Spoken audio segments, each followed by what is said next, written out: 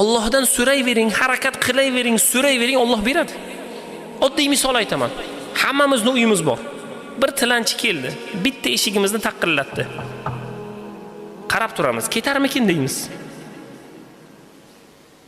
Ketadi, boshqa uyga o'tib ketadi. Uy eshigini ochmaymiz biz.